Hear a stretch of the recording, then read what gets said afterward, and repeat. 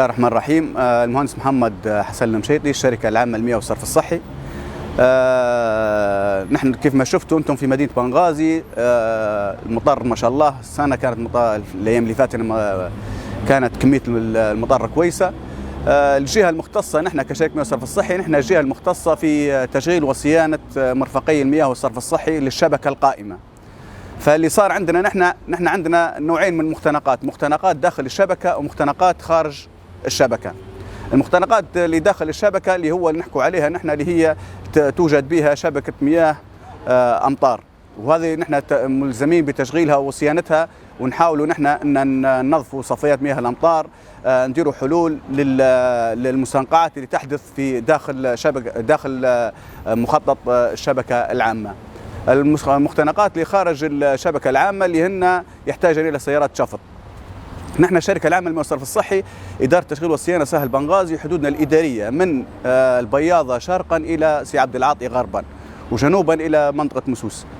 للأمانة نحن إدارة من 8 إدارات تتبع الإدارة العامة في طرابلس. مفروض أن عندنا مخصصات وميزانية لفصل الشتاء. قبل الأحداث فبراير كان عندنا خطة كل شهر 9 نقوم بها لتنظيف بلوعات مياه الأمطار، نجهزوا في مضخاتنا، نجهزوا في محركات الديزل، سيارات التسليك، سيارات الشفط. لكن بعد الأحداث نظرا للظروف المادية للأمانة يعني كان عندنا عجز كبير بكل في سيارات الشفط، في قطع الغيار الخاصة بسيارات التسليك، بقطع الغيار الخاصة بمحركات النزح الديزل. نعد يعني خطة التنظيف بلوعات مياه الأمطار لأنها تحتاج إمكانيات وتحتاج ميزانية. لكن للأمانة نحن مستمرين بدعم البلدية. للأمانة السنين اللي فاتت كان الداعم الأساسي اللي هو بلدية بنغازي، والسنة كذلك حتى هم يعني ما زلنا في دعم بلدية بنغازي، هو اللي يعني مقومنا شويه وسترنا يعني في حل مختنقات المدينه.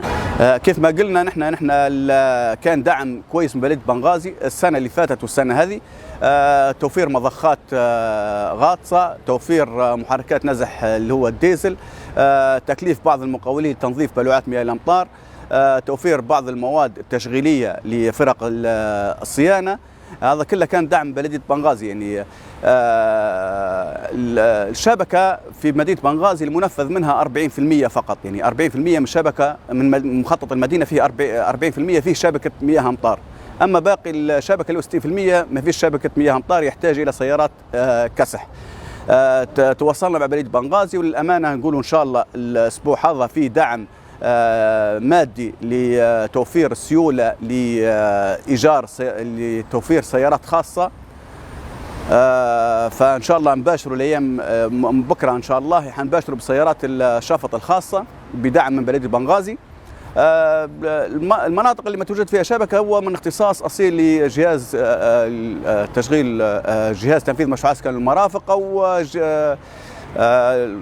وزارة الإسكان والتعمير، لأن نحن شركة مياه والصرف الصحي تشغيل وصيانة القائم فقط من الشبكة العامة. أما المشروعات الجديدة فهذينا في جهات أخرى، جهات مختصة، ونأمل لأن قبل الأحداث فبراير كان فيه شغل كويس وكان فيه شركات يخدمن، لكن الأمانة بعد الأحداث وقفن أغلب الشركات، وإن شاء الله يعني يعاودون الشركات باش يعني تنحل أغلب مشاكل المدينة بتنفيذ شبكات للمياه الأمطار وشبكات الصرف الصحي.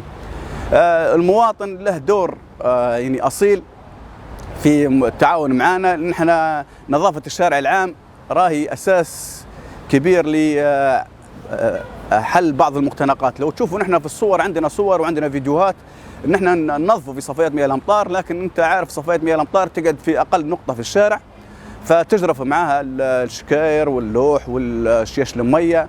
فنحن بس ننظفوا الغطاء من فوق نتاع صفيات مياه الامطار وتنحل المشكله. هذا في المختنقات اللي في داخل الشبكه. اما المختنقات اللي خارج الشبكه يحتاج الى سيارات شفط. فان شاء الله ربي يكون في عون الجميع، وان شاء الله نحن قاعدين وان شاء الله مش حنقصروا.